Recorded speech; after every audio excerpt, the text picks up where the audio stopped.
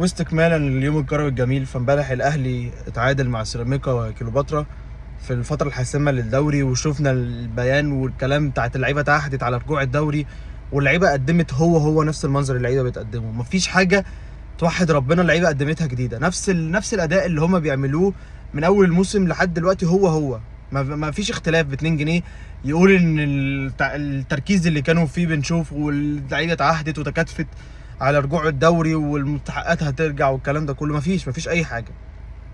والحكم ضيع، بيزود عليك الشكل المقرف اللي اللعيبه تقدمه، الحكم بيزود الليله بان هو مش مستحمل كلام من حد. اول ما يجي الكابتن بتاع الفريق بتاع الاهلي لما جاي يتكلم معاه زي اي كابتن لاي فرقه في العالم بيزقه، وحاجه مش بنشوفها.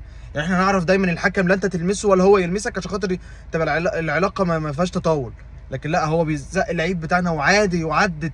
وهو رايح يشوف الفار، اول ما شاف وليد صلاح الدين بيبص بيقرب منه راح اداله انذار فصباح الفل. ولقطه ضربه جزاء يعني واضحه للاعمى، يعني ما فيهاش ب 2 جنيه شك.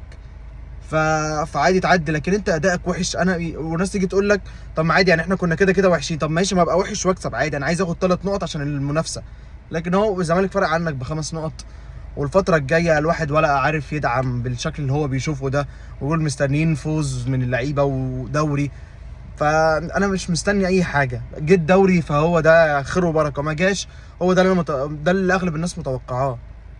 لكن ولا واحد عنده ثقه في اي لاعب، مفيش حد عايز يتعب نفسه، انت ولا ضامن تشارك السنه الجايه في كونفدراليه ولا في دوري ابطال، وكل ما بتتزنق بتلعب عرضيات وتبديلات مش محسوبه من اللي واقف على الخط ده، اللي احنا لابسينه عشان خاطر مش عايزين ندفع ال7 مليون دولار ولا ال6 مليون دولار الشرط الجزائي عشان ننقذ الدوري.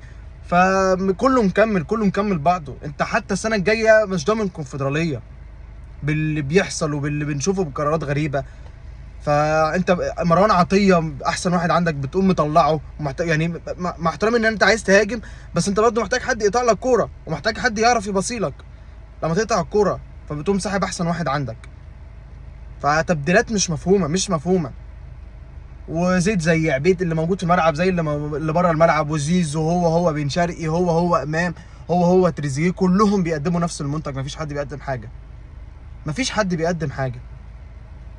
فصباح الفل على الدوري، زي ما كرهت الواحد في الفرجه يعني على الماتشات وكل حاجه انتوا بتعملوها السنه دي. كل واحد بقى اهم حاجه بس اللعيبه بتفكر في الاعلانات والفلوس اللي هتلمها من ورا النادي، غير كده يولع الجمهور، ما فيش اي حاجه.